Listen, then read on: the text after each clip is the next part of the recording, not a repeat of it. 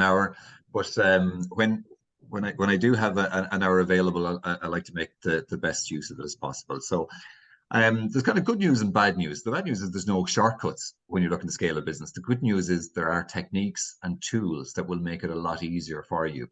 And I suppose during the next whatever 40, 50 minutes or so, because I do want to leave some time at the end for questioning, there is, you know, I'm going to show you some of those tools that I would be using, some of the sample documents. They're quite straightforward.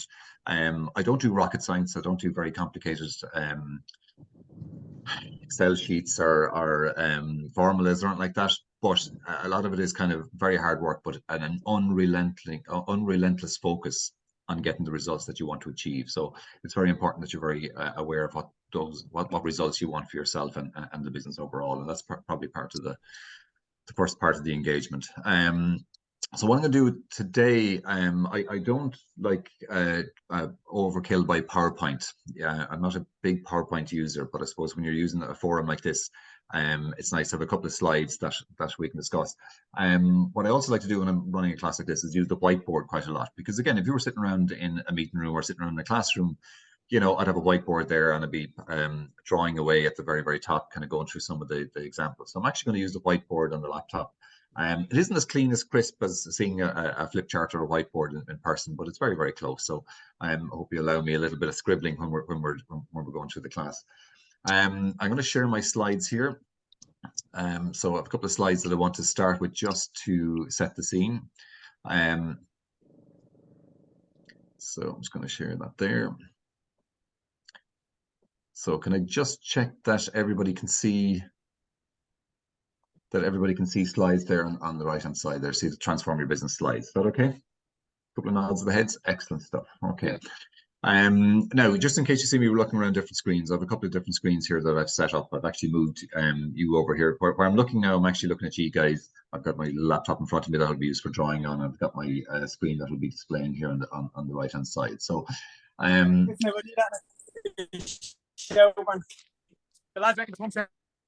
okay, there we go.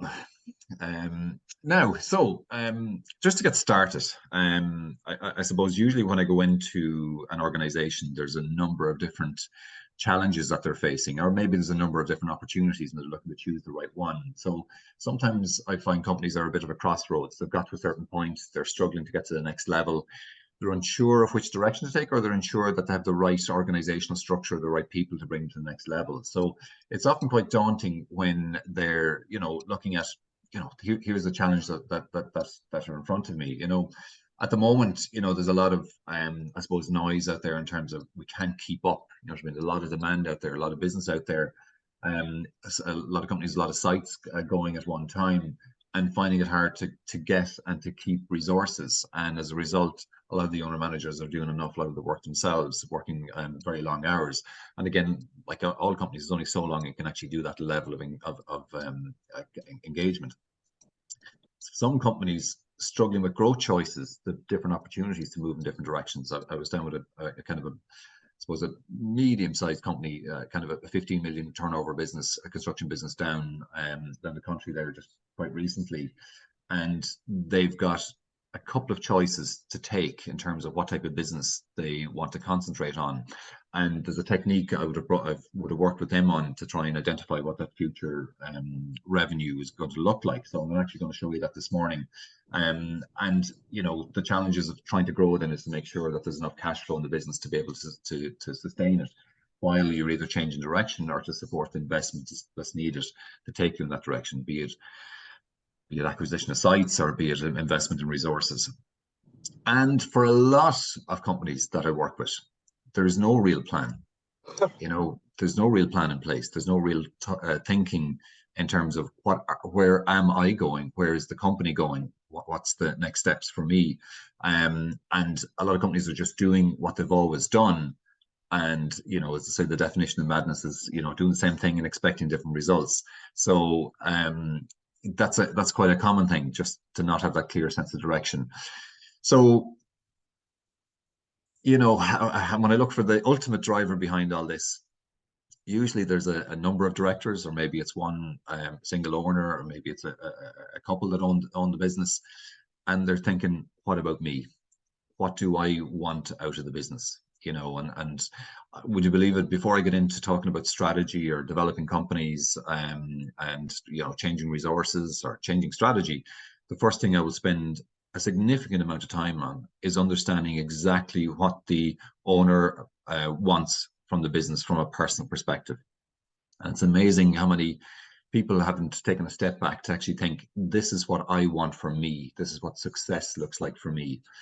So I'm actually going to go into that in a little bit of detail as well, just when I jump onto the whiteboard. But there's a simple thing that I do at the very, very start, and I asked the company owner, you know, what does success look like for them? So, you know, what's your definition of success?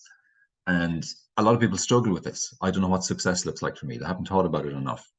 So I started with something simple. There's can you remember Blankety Blank? Can you remember that program, you know, where they say fill in the blanks and they get a couple of people to try and guess what the word is in the middle? There's a definition of success I use for practically all companies, irrespective of construction, IT, engineering, doesn't matter. And I have it as profit plus X equals success. Anyway, I know a lot of you are on mute, but I'd be very interested to hear what people's thoughts are in terms of what you think that blank is. Anybody willing to come off mute there and say what profit plus X equals success? What is that X? Freedom. Freedom. Yeah, I like that. It's very close to what I'm looking for. Phil? Anybody else? Good quality of life. Quality of life. Look, we're definitely going in the right direction. So we're very close to that one there, Glyn. Absolutely. Anybody else? Was growth, staff engagement, and customer satisfaction have come in on the chat? Yeah, they're all, again, all really good answers. But I suppose I'm very much looking at the individual themselves. You know what I mean? The guy who's driving the business. What does success look like for them? You know, now I know they're all important parameters because they define what success looks like inside the business. But I'm very much focusing on the driver of the business, the owner of the company. What does success look like for them? So freedom, quality of life, very, very close to the mark. Anything else? Time. There we go. That's the one I'm looking for. Who said that? Garrett, was that you? Was it? Yeah, that was me. Well done, you. That's the one I'm looking for. Time. And it comes up literally all the time. You know what I mean? Profit plus time equals success. Now, I know that sounds like an obvious one, but you can see when people with the guesses there, you can see some of them are leaning towards definition of success inside the business, and some are talking about definition of success from a personal perspective. And usually they are very close because the owner manager usually sets the tone for the business themselves. What I like to think about from a time perspective is really on two scenarios. One where I'm looking at time inside the business. So if I look at just the time you're spending inside the business, and what I focus on the individual, the driver of the business, and say, like, what do you love doing? What do you really enjoy doing? And are you getting enough time to do that? And it's an amazing thing when you see somebody actually sitting back going, you know what, for the last month, quarter, year, 2 years, I've been doing a lot of the things that I actually don't enjoy doing. And it sometimes takes the soul out of the business, takes the enjoyment out, and more importantly, it takes the love out of the business. And, you know, if you were to put a gun to my head and say, why do some businesses not do as well as others? It's because owner managers fall out of love with their business. And usually the fix is to take them away from the things that they don't enjoy doing and get them doing more of the things that they do enjoy doing. Again, I'll go back to that business I was down the country, that construction business, and you know, I was talking to the MD, the majority shareholder MD, and he was spending way too much time managing sites. I think there's about 5-6 sites ongoing. He had a couple of site managers, project managers, engineers. He had his QSs, a good team, but he spent most of his time on site. You know, and really that's down to has he got the right people managing sites for him? But now we're into organizational redevelopment to give him more time. But what he loved doing was out buying land, you know, out looking at opportunities, networking, you know, the old saying, you make your money when you buy. He had a phenomenal network, but he wasn't getting enough time actually to go out and work that network to see what money was out there, who was looking for investment, you know, who could he partner with for certain builds, what land could he buy. That's what he should have been doing. So we immediately had to start looking at his organizational structure to start freeing him up to do more of that. And it meant recruiting, you know, 2 site managers, a project manager, and we got an extra QS. So huge investment to try and get him out of the day-to-day business, but the business could afford it, just to get him back doing what he loved doing. And the guarantee is, if you do more of what you love doing, you will get better results for the business. That is absolute fact. The more time you spend doing things you don't enjoy, the less value you bring to the business, believe it or not. You might think you're doing the business a favor because, oh, nobody else can do it as well as I do, or it's only I can do it. But the truth is, if there are things that you don't particularly enjoy doing, then you're actually holding the company back. And usually that's down to how we structure the organization to support the business overall. And I'm going to get to that a little bit later in the presentation as well. But if you do more of the things that you love doing, you get better results, which in turn will drive profit. Fact. And that's in every business that we've done this with. Fact. You drive profit. And with that additional profit, you can reinvest in headcount to do the things that you don't want to do, or more of the things that you need to do. So in other words, you can actually supplant the stuff that you don't enjoy doing with headcount, and they'll do a lot better job in it. They'll be more passionate about it. You know, hire people that enjoy finances more, debt collection more, site management more, project management more. They're going to do a better job of it than you do, because they'll enjoy it more, but it frees you up to do more time. And just with that investment, that's where you start investing with people, and that's probably the first key in terms of scaling. So that's where you spend better quality time doing higher, I suppose, deliverable activities inside your business. Now, I use a phrase all the time, and particularly when you go into companies, sometimes you have to change the culture. And for me, there's nothing quicker to change culture than language. And you need to have a common language inside a business if you really want to drive results. I've been using a phrase called 50x. I know there's a guy called Grant Cardone, a hugely successful guy out in America. He's a 10x philosophy. It's not that I'm trying to do 5 times better than him. For instance, he's a multi-billionaire, so I think I'm a little bit off the mark there.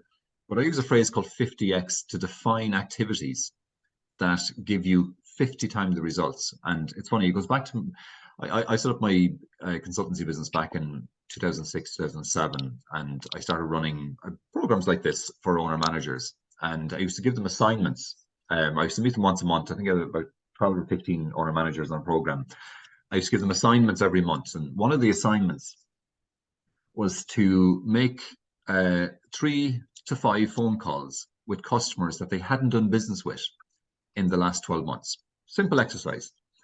And I gave them a target of 20,000 euros to achieve in sales. So not a huge target, but, you know, enough to make it interesting.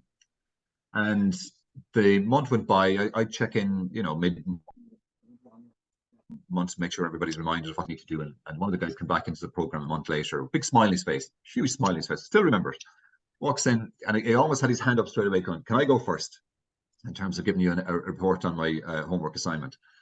And he made the phone calls. On phone call number 3, he got talking to a client that he hadn't been speaking to in ages. In fact, the client had actually probably forgotten about him as a service supplier. They were just going out to tender on a job. The job was worth €1 million, and he went on to win that tender. And that came out of his 3 to 5 phone calls that he was supposed to do in that month. Now, €20,000 was the target. He got €1 million in revenue out of it. That was a 50x return for a phone call. Now, I was using that as an example, and I've used this as a scenario ever since, in that where is the real value of what he adds to the business?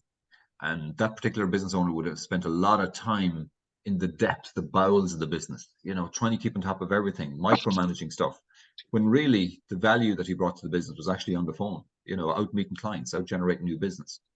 And for him, that became what we called his 50x activities. And we introduced that language inside the company, that everybody that was doing their strategic activities. Now, we had to list out all the strategic activities inside the business. But everybody who was working on strategic activities used the phrase, I'm working on my 50Xs. And then the opposite of that is people were working on 1x's. So we had the scale of being, if you're working on your 50x's up here, you're doing strategic work that adds significant value to the business, or you're working on 1x, which is the day-to-day operational activities. Now, don't get me wrong, these 1x's need to be done. Somebody needs to pick up the phone, and somebody needs to send out the invoices, and somebody needs to follow up with customers, etc. I'm not saying 1x's aren't important. I'm just saying they're not the strategic objectives that really move the dial on your business. And it's amazing, that concept, when you just start saying, God, I'm not getting a chance to work my 50x's. I need to create that time. And if there's one thing you take out of this talk this morning, is that if you've got a clear line of sight as to the things that you do best, and they're strategic in nature, you need to be making time for this, time for them, because that's where you add real value to the business. So are you spending more time doing more 50x's, or are you stuck in your business doing 1x's all the time? And if you are, you got to change that. And as a rule of thumb, when I'm working with kind of senior managers or directors inside business, and we list out the kind of the objectives and the strategic direction for the company, I insist that they work about 60% of their time delivering 50x's. That's a huge percentage of time. 60% of their time working on nothing but 50x's. The other 40% is maybe line management, it's administration, just business overhead. But I insist on them working 60% of their time on 50x's. And the change that makes, and then they go down to the next level of management and say, I need you doing the same thing. I need you working your 50x's. And we make sure that we scale out the organization so the 1x's get done, but we don't hold the business to ransom on 1x's. And unfortunately, that's what happens inside businesses, that we get so stuck in the loop of doing the same things over and over again, we forget to think about the high level activities, and we don't get out, don't put our head above the parapet to actually start focusing on those high level activities. So if there's one thing you take out of this program this morning, is make sure you know what you're best at. Get them down on paper, write down the objectives behind them, put that time into your diary to do more of that. And if possible, backfill some of the stuff that you don't enjoy doing with resources inside your business. Because I guarantee you, everybody will look busy inside your business. You ask anybody inside your company, they'll say they're flat out. I guarantee you there's capacity in there.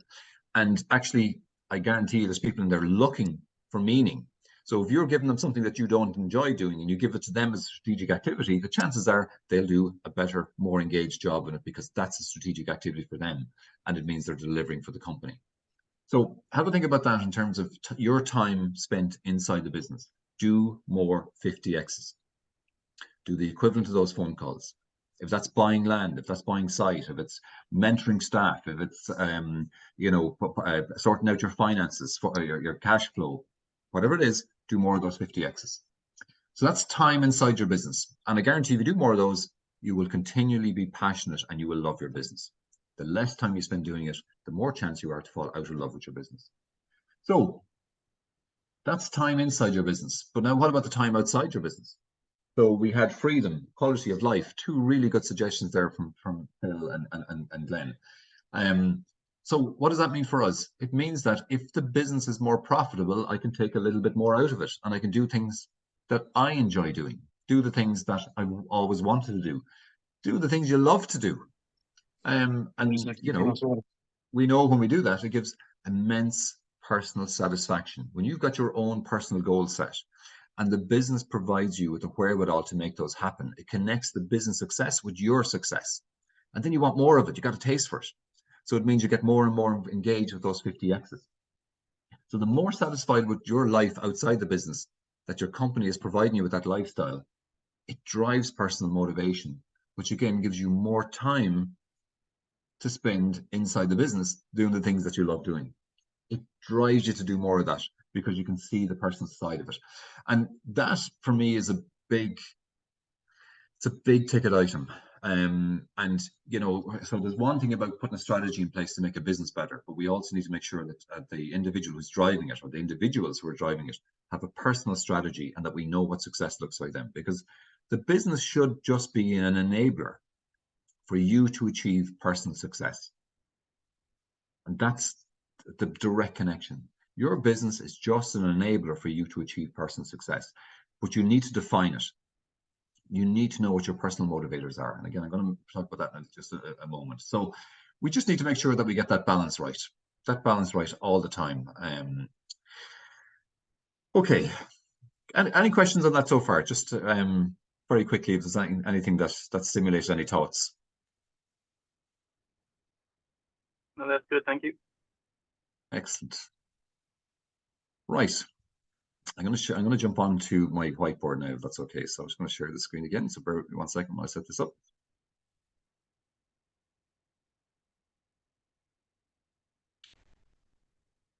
Okay.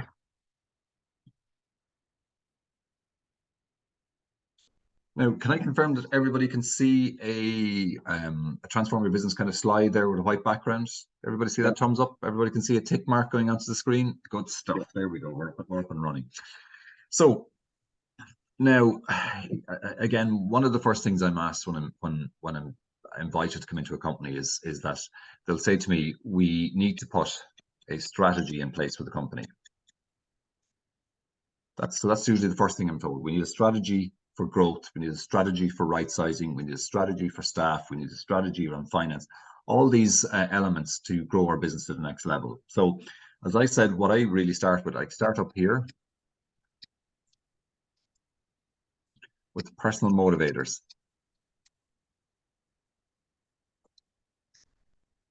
You're gonna have to forgive my writing now, guys, because stylus and screens don't always work together. So the writing can look a bit scribbly. I'm usually a better writer than that in real life, but you're gonna have to bear with me. So what does personal motivators look like? Now, one of the first exercises that I do with all my clients is get them to do an image board, mood board. I know when I start talking about mood boards, people think of all the arty people in their life and mood boards for decorating their house and mood boards for X. This is, for me, one of the best things you'll do at a personal level is that you identify what success looks like for you on a personal level. And what I get people to do is I get them to identify 3 images, just 3, that resonate with them as to what their personal motivators are aligned with.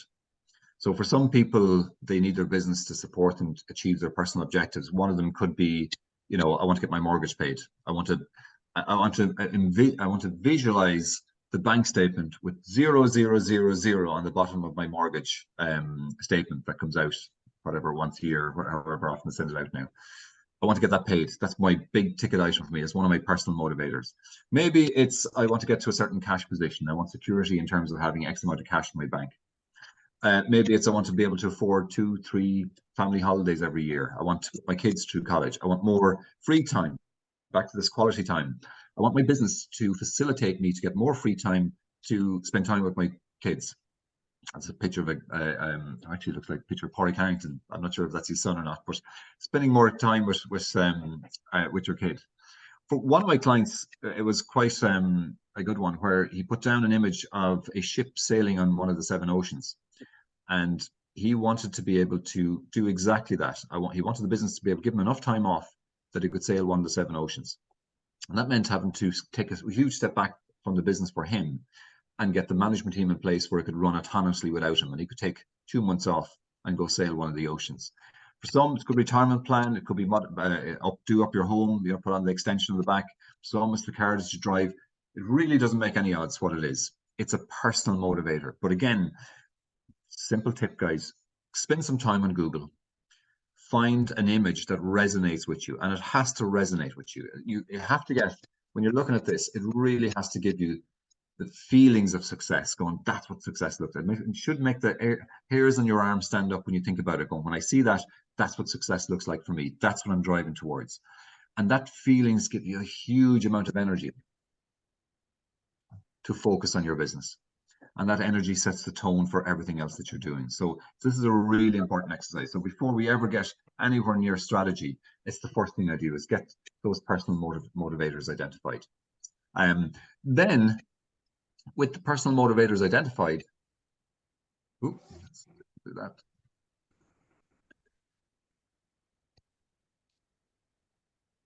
Okay, now it is. Now everything's working. Hang on a sec, guys.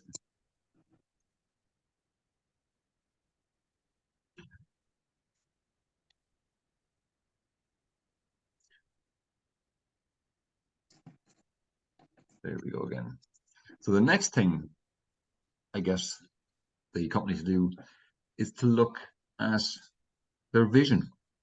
So we know what their personal motivators look like. It gives me an idea of the type of revenue that we need to generate, the type of profits that we need, how to structure the business for them to maximize the return at an individual level. So it helps me set the vision for the company. And if I see somebody that's looking for a huge amount of time off, you know what I mean, work 1-2 days a week, it might be incongruent for them to say, I want to grow my business by 100% over the next 12 months. So I do make sure that when I'm doing this, that we set an external vision that is, get that there, we set a vision that reflects the aspirations of the company. So here's some external vision statements that I guess I've got some of my companies to state. You know, to be a recognized brand for bringing exceptional homes to market. Key there actually was exceptional, because they used that as the, I suppose, the rule of thumb for all of their builds. They wanted everything to be exceptional, all the trades to be exceptional, the look, feel, aesthetics to be exceptional. Their vision was no matter what they did, it would be seen to be exceptional. For another client, a small builder, I want to be the trusted builder of choice for home renovations in Dublin 5. Again, that was the vision. Didn't want to take over the world, but just wanted to be very much recognized and trusted in his own locality. For another one, I want to be the #1 community builder of affordable homes in X. Could be Dublin, could be Cork, could be Carlow. Another company here, I want to be the nationally recognized brand for commercial and public sector developments. They had huge aspirations. This company wants 100 million turnover by the end of 2025. Another client I've been working with, they said their vision is to be the largest developer of renewable projects in the UK and Ireland. Again, there's no limit to what you set as these visions. It has to correlate with what your definition of success is. And once we get that definition of success, then what it allows me to do then is to start setting internal objectives inside the business. So in this example over here, where to be the largest developer of renewable projects in the UK and Ireland, then I was able to use that to start setting out 1 year, 2 year, 5 year, 10 year objectives for the business. You know, so first of all, we needed to fix the management team. So we needed to make sure that we had a management team in place that allowed it to scale. In fact, we knew we had to do 2 senior appointments to try and start building out, right-sizing out the management team. We had set a target to double turnover and start to expanding into specific types of energy projects. By 5 years, we wanted to have at least one of those projects in the UK market. And in 10 years, we want to be the recognized construction brand for renewable sectors in the UK and Ireland. So you can see every year was building up towards that ultimate vision. And each one of those years set a specific set of objectives. And this sets what I call the primary objective inside the company. And if we've got the primary objective, it means everybody knows what we're aiming for. So that means I can take this 1 year objective and break it down into what I call short-term objectives. So we have 10 new customers by the year end, you know, that turnover with that profitability. I need 2 recruitments, 2 senior managers. I need certain amount of marketing, so 3 ongoing marketing activities. I need to upgrade my process for quality. I need to upgrade my IT system to facilitate the reporting that I'll need inside the business. So again, you can see you're breaking everything down from, we know what the ultimate vision is over the longer term. We've broken it down into 1, 2, 5, 10 year visions. And these are milestones, objectives. And that's the key word here. We're getting objectives. And then we can break these into what I call short-term activities. These are the goals that we're setting for the end of each year. And if everybody in your business understands what these goals are at the end of this year, it means everybody can be driving towards them. And you're asking everybody, is that helping us achieve our vision by the end of the year? Is that helping us achieve that objective for the end of the year? That's how important it is to have that clarity of vision as to what you want to achieve. And then I go from vision to what I call a purpose statement. And very simply, purpose statement says, this is what we do, and this is the benefits to others. Very simple. And again, before I get into the nuts and bolts of strategy, I need to understand, what does this company actually do? What's this core business? So if you ask yourself, what does my company do? And how does it benefit others? And I'm able to, I suppose, define a statement, a purpose statement that reflects exactly that scenario. This is what I do, and this is how it benefits others. Then it's going to be easy for others to connect exactly what I do and how it benefits them. And if it resonates with them, they're the right type of customer for you, or the right type of supplier to work with you. If it doesn't, then that's okay too. So again, I don't progress onto strategy development until these two elements are set. We have a clear vision of what we want to achieve, and we've got a purpose statement that reflects what we do and how and what you do benefits the end user. And only then will I start moving towards strategy. And to give an example here, a purpose statement that, again, a client quite recently was just, our purpose is to build exceptional homes. So same company that had a vision here to be a recognized brand for bringing exceptional homes to market. That was their vision. And their purpose was to build exceptional homes. They have that up again on a placard. You know, it's their tagline. They have it all around the site. They put it on the entrance to every building, to build exceptional homes. From a quality perspective, an auditor, that one of the directors walks around and audits, is that meeting the standard? Is that going to deliver exceptional? Because that's our purpose statement. It took them a while actually to get rid of some subbies, get new subbies in that met that standard. But now they're building houses that, you know, they're in the 1.1, 1.2 million bracket, and they build, that's what they build, and they're exceptional. And they bring that exceptional standard to everything they do, how they market it, how they sell it, the testimonials, the case studies, everything they need is exceptional. So now we've connected the personal motivators, what you want personally, to the vision that you want to set for your business, to a purpose statement that says what we do and how it benefits others. And now we can start saying, right, now that we've clarity in all that, I can start talking about developing out a strategy to make that happen. And there's a definition that I use when I talk about strategy. And that is, strategy for me is simply plan of action to reach a predetermined goal. That's what strategy is. If anybody gives you a more complicated definition of strategy, they're only leading you astray. Plan of action to reach a predetermined goal. What are our goals? Well, here they are. They're broken down into objectives: 1 year objectives, 2 year objectives, 5 year objectives, 10 year objectives. And we've brought those into short-term objectives. What are we going to do for this year? They're our predetermined goals. And imagine writing all those down, that this is what we're going to do this year. And these become the 50x activities for the business. And everybody that works on any of these are doing 50x's. And your job as a business owner is to make sure that more and more people are working on those 50x's all the time, and holding people accountable to the results that you want to achieve in these all the time. Weekly meetings, monthly meetings, quarterly meetings. Are we on track, off track? And what I do is I help companies, and I'm going to show you an example of it. We build out a dashboard that tracks the progress in each one of these, because there's not like a little bit of accountability to make sure that you actually achieve something. And as owner managers, we sometimes lack that accountability. We keep doing everything we're doing, hope for the best. We get there, great.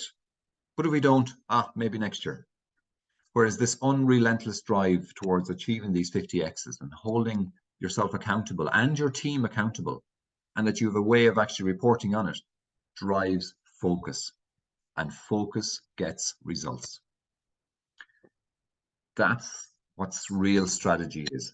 It's a plan of action to reach a predetermined goal. Here's our predetermined goals, and we get a breakdown of that plan of action, and then we turn these into activities. What does this mean from a sales activity? What does this mean from a finance activity? What does this mean from an organizational activity? That's how we start making this, I suppose, this plan to start building up what we do inside the business. Now, when it comes to strategy, there's, I suppose, a couple of take-homes that we need. Now, we've limited time on this call, right? As it is, I can't believe we've gone through a good 45 minutes since everybody logged on. So Liz took up way too much time in the morning. I'm blaming you, Liz, for the 10 minutes you took up. So we'll try and get as much as we can done in the last 15 minutes or so. Here, for me, here's the key elements of every good strategy. Now, I'm not going to get through all of them, but the two that I want to do, because Liz gave me a bit of a heads up saying, would it be nice if we had this masterclass to give kind of a line of sight of the things that we could do inside of our business that would have immediate impact. And, you know, if we have immediate impact and maybe we have plans to sell the business down the line, how do we make sure that's fit for purpose for sale? And I was kind of saying they're one and the same thing. If you build a fit for purpose business that is optimized, the likelihood is it's going to be easier to sell it, or at least it's going to be easier to grow your management team that eventually might do an MBO and buy you out. So the two elements that I want to touch on briefly are the financial and the people and organization side of it. Now, the finance one is actually, it's quite intriguing actually, and it's actually quite simple when you break it down. The first thing I do on the financial side of it is I start looking at retrospective turnover figures. Again, can I just make sure everybody's able to see what I'm putting on the board there? Is that okay? So I get people to look at their turnover for the previous 12 months. Now, I'd often go back maybe 24 months so I can see a trend. Sometimes I'll go back over 3 years, but I get them to do a simple pie chart and say, right, what does your business look like in terms of your revenue drivers at the moment? So you can see on this particular client, you know, they have their own land, own developments. They've got some social work or some government, Office of Government Procurement, OGP work. They've got, excuse me, a little bit of commercial. They've got a little bit in the solar business, and they do a little bit of residential contractor work in residential. So a good mix, and their turnover is about 16 million. So a decent sized company, you know, I mean, good turnover, got a good sized organization. But is, you know, when I asked them, where do you see yourself? So where are you bringing the business, and what kind of business are you really, really good at, and that you want to do more of? So we needed to look towards their 2025. And I was going, let's put a 3-year financial picture in place.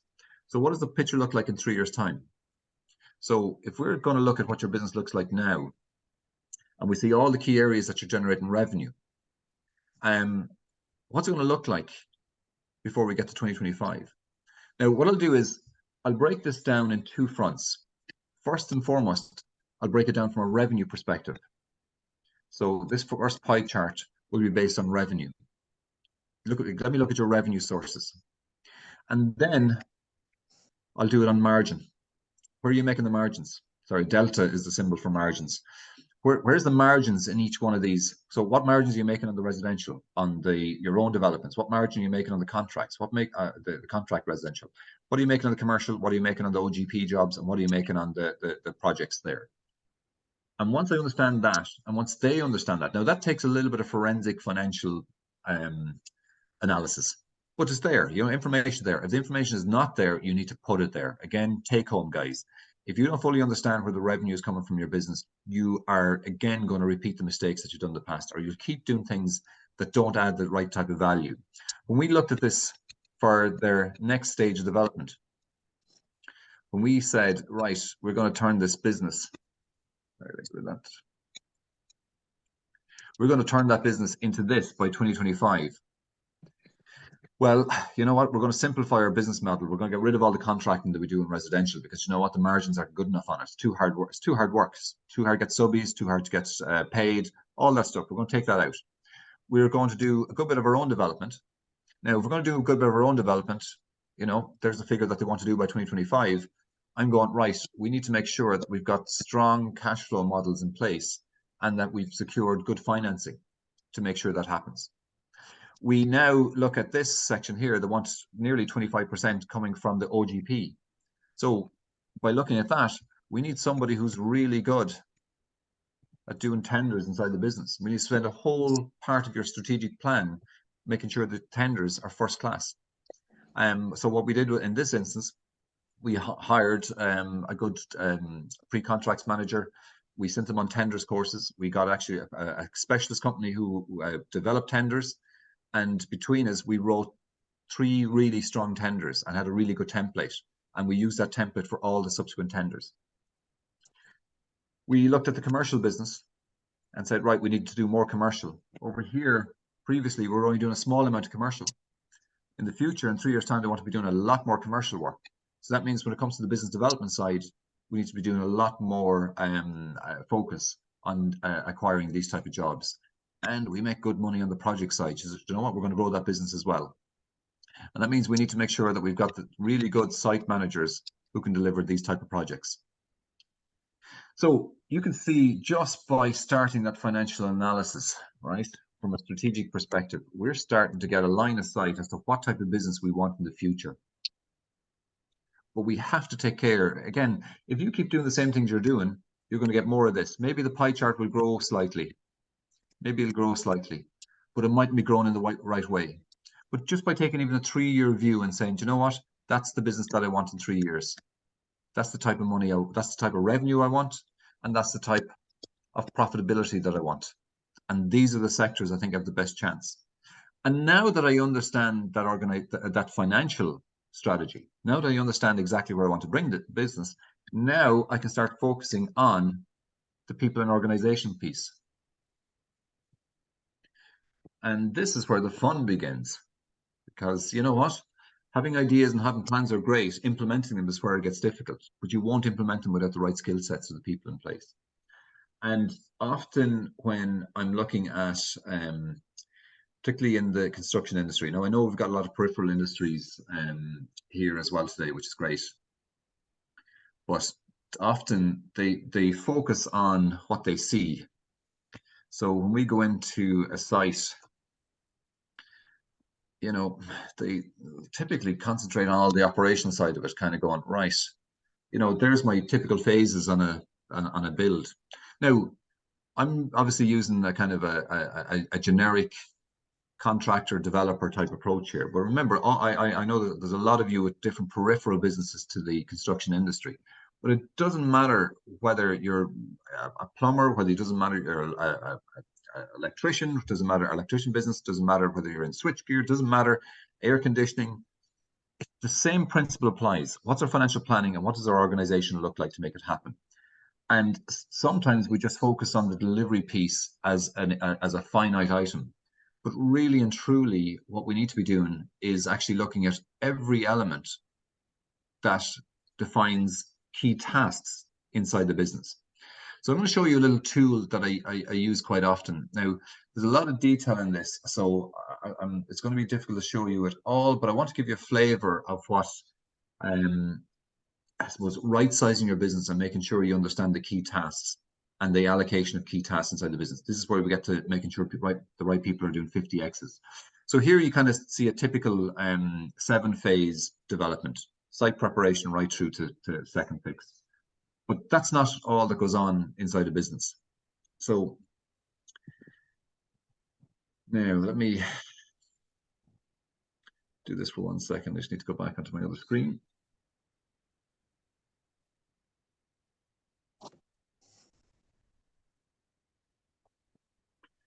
So now this might be a little bit harder for you to see, okay? But can everybody see that at least? Can you see there's an Excel sheet in there?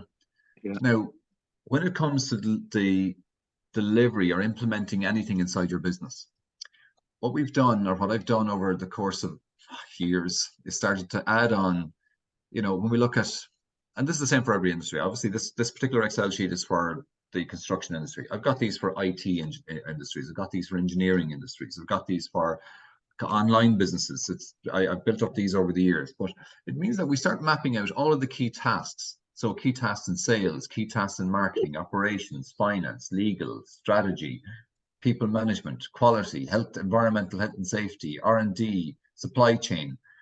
Mapping out all of the key tasks in here. And operations obviously is the longest one. You see how long operations is. God, it goes on for miles.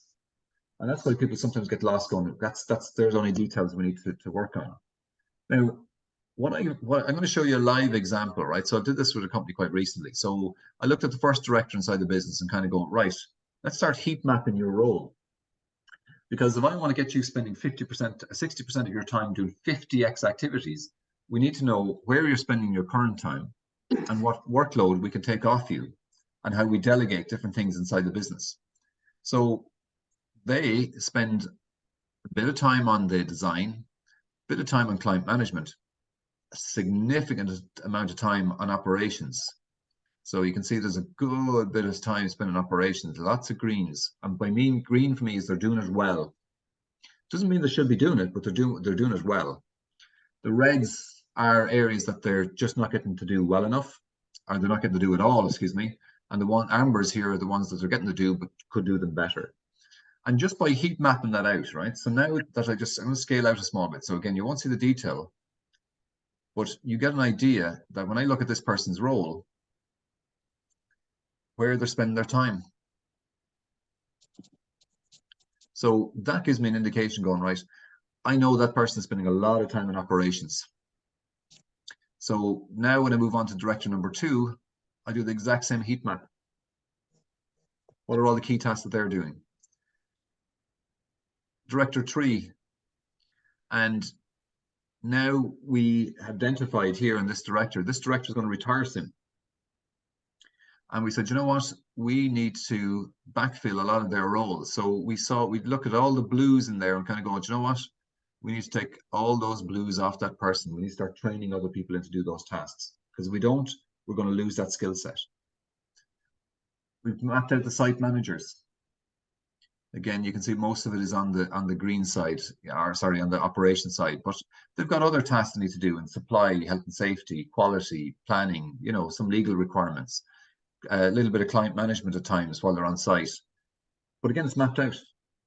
Now, when you see that level of detail, what it allows you to do is it allows you to say that, right, I now know where I'm spending a lot of my time.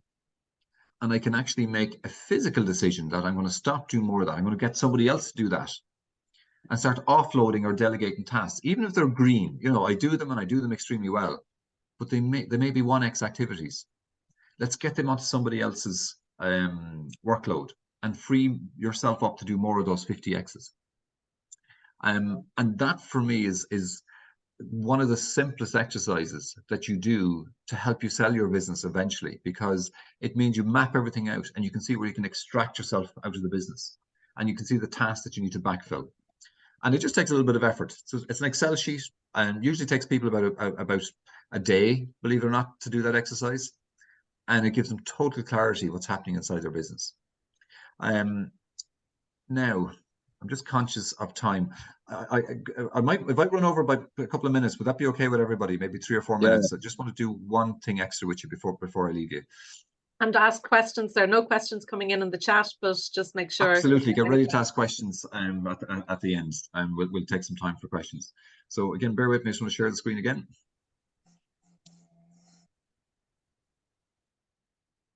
So we're back now to my whiteboard here. So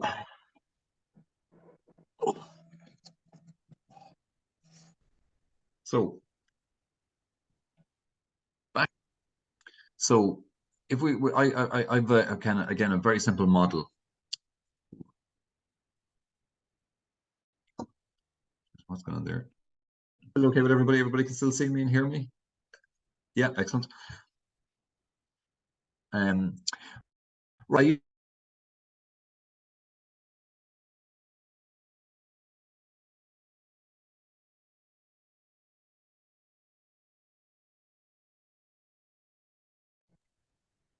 Right, guys, I'm not sure what happened there. Just Zoom just kicked me out and back in. Yeah, you disappeared for a second.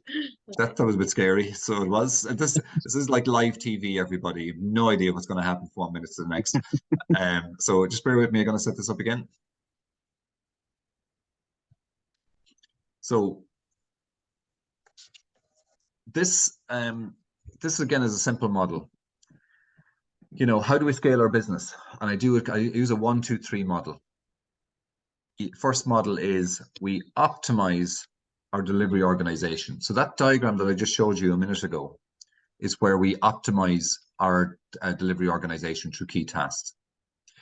It allows us to identify and hire the right type of people for the business based on the financial targets that we set in the strategic financial areas that we've identified.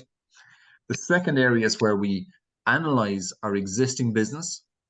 For larger clients, it means that we can look at upselling and cross-selling so that we concentrate and focus on our existing clients. Generally, I usually eke out somewhere between 20 to 40% growth just by a focus on existing clients in terms of where we can generate more revenue from them.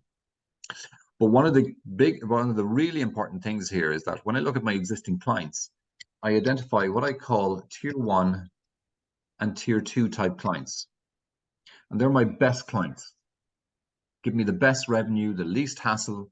Generally, you know, we spend less time on our great clients because they don't give us any hassle, and we don't realize until too late that we haven't been treating them well enough. But if we concentrate them from the start and kind of go, I'm going to work really hard on my tier 1s and tier 2s, and I'm going to grow them by 20 to 40% by focusing on them, cross-selling and upselling. But what it does is when I move on to the win piece, when I want to win new clients, I use this as a guide to say, this is what my ideal client looks like. And I build my sales strategy to win more of these tier 1 and tier 2 type clients. So that's what I mean by implementation, a 1, 2, 3 model for implementation. Now that in the middle here is strategy. All the bits that I mentioned before in terms of that vision, purpose, and the strategic plan, that's all sits in the middle here. And the one last piece that I want to show you is the dashboard. What does the dashboard look like when we want to monitor strategic progress? So again, just bear with me 1 second. I should pop this up on the screen here.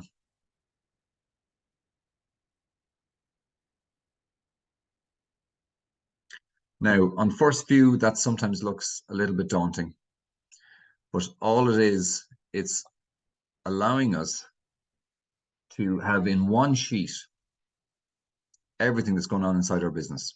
One sheet. Can everybody see that Excel sheet there? Excuse me. Everybody can see that Excel? Yeah. So I've got my primary objective. I've got my vision statement. I've set an internal vision.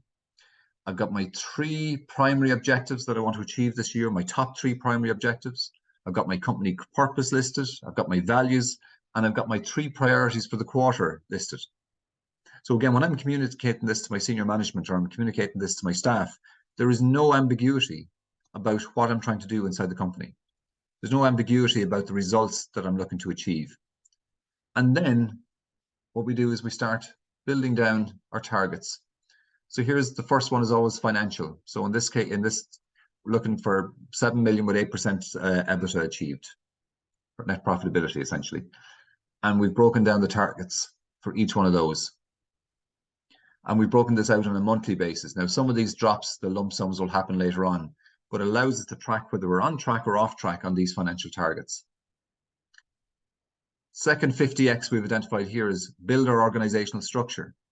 And we've identified some of the key activities, you know, new QS recruited, new site manager, new project manager, and we put dates in behind them. And now we're focused on recruiting people by that date.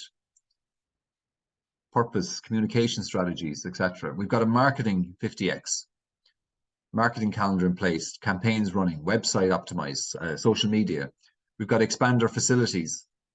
And we've got a 5th one here, which is an IT upgrade that this company wants to do. So that's a live example of a dashboard that we will fill in green, amber, and red based on the progress. And essentially, we're managing our entire business from the one sheet. Now, there's a lot of details taken in that, right? This is a whirlwind of, you know, an introductory to what is best practice in terms of growing your business or scaling your business. Now, there's, as I said to you at the very start, there's good and bad news. Bad news is, you know, there's no quick fixes. The good news is there's lots of tools, lots of shortcuts, you know what I mean, that give you just that helping hand and the knowledge to be able to do these changes quicker if you reach out and get some support on it.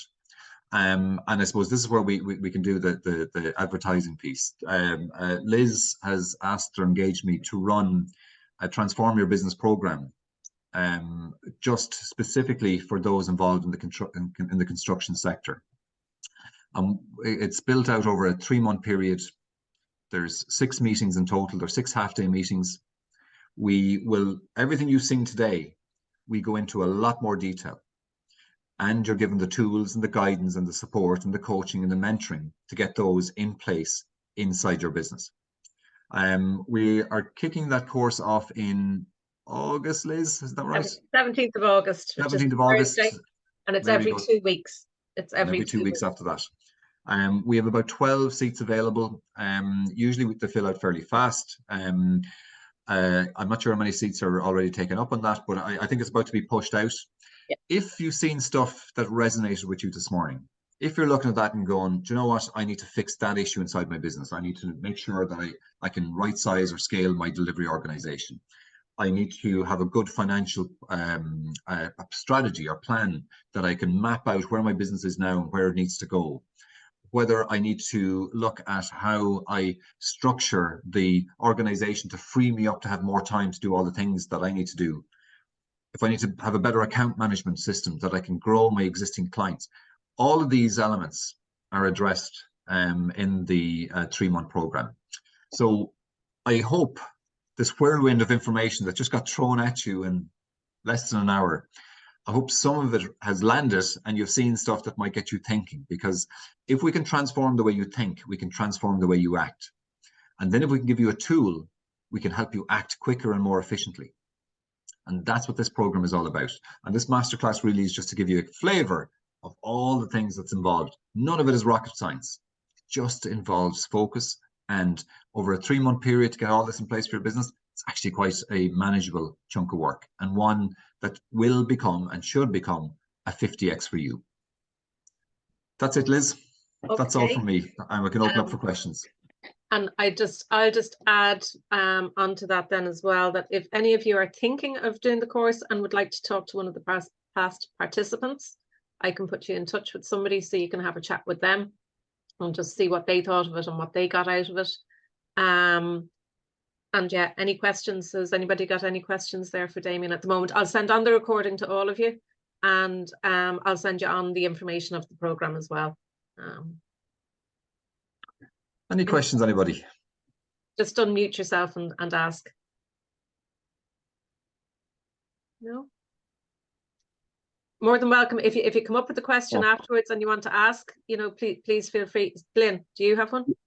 Where do we sign up to this business course? You just email me and I can book you in on it. It's 1,250 for the 6 sessions. Okay. And what's your email address? Sorry, no. Sorry, you got it. You emailed. Well, you emailed me or somebody else. Oh, Gillian in the office emailed you. That's why. Yeah, so she has it. So she has it. So if you, yeah, and you'll contact me. And it's worth saying, Liz, that course is heavily subsidized as well. Absolutely. Oh my God, yes. That's one really expensive, guys, by the way, just in case you're wondering. You're dead right. Yeah. So, yeah, the benefits that you'll get are, you know, you'll more than make that back. And we've run this a couple of times already, Liz, and I suppose that's why we have a number of different companies in different sectors that probably will be able to give you their insights as to what they gain for it. All of them really enjoyed it. Well. B, made a new network, and C, they got these tools that they could put in. Now, some of them will always say, I didn't get it all done, but most of them kind of said, well, I've got 60-70% of it, and we're that further along than where we were at the start. So I don't think there's anybody that came off the program and said, I didn't get value for money on it. And they want listening then. That's exactly it, Glenn. The word and listening. And we build it out so they get a little bit of coaching and mentoring. So I don't just throw a tool at you and say, look, go do that and fill it in. There's coaching and mentoring as part of it as well to help you actually embed these inside your business. It's actually a fairly engaging program. The sessions themselves run from 8 a.m. to 1 p.m. So you get a full day's training, but you get the rest of your day free, if that makes sense. Now, what I'm recommending is anybody that comes in the program that you take the day. You do the program in the morning, and then you start working on the stuff in the afternoon. And it's amazing how much that actually changes your approach to business. You start to see immediate results, and even the change in thinking that you have will generate immediate results for you inside the business. Yeah, perfect. Any other questions before any questions at all before we go? I'm happy anyway. Excellent, Glenn. That's a good Great. start. Is the coaching and mentoring side of it, is that just a private Zoom or just a chat within the group, or That's way does that a work? private. That's set up as a private Zoom. Okay, thank you. So it is. That's a private Zoom, and particularly around getting that dashboard in place.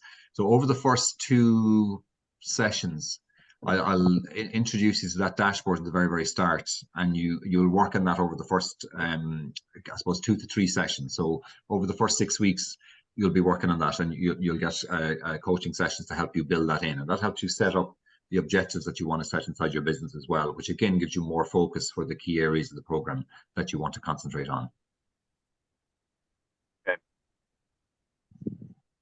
And, you know, the good news is as well, you get availability to myself and Liz as well, too, in terms of different things that are happening.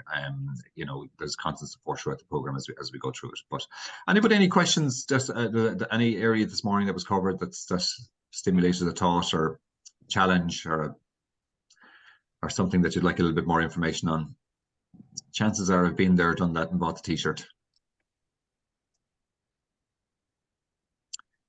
Just about organization, really, like trying to get things organized and get things in motion that, as you said, you can get time and have a good quality of life.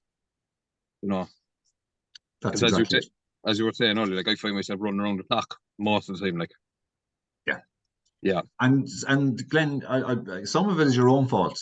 And I mean that in the best respect. I can see that completely. Like, where you're kind of going, if I actually stopped for a minute and actually realized, you know, I'm actually chasing my own tail here, and I'm not adding real value. Yeah. And if you take that step out, sometimes you kind of realize, going, what was I doing? And you got to visualize yourself actually nearly 12 months from now, where you've made these changes, and you look back at the Glen now, and you say, do you know what? I should have made these changes years ago. I'm no longer running around my van. I'm no longer taking those last minute phone calls. I'm no longer at the end of a phone at the behest of everybody else, and my time is now my own.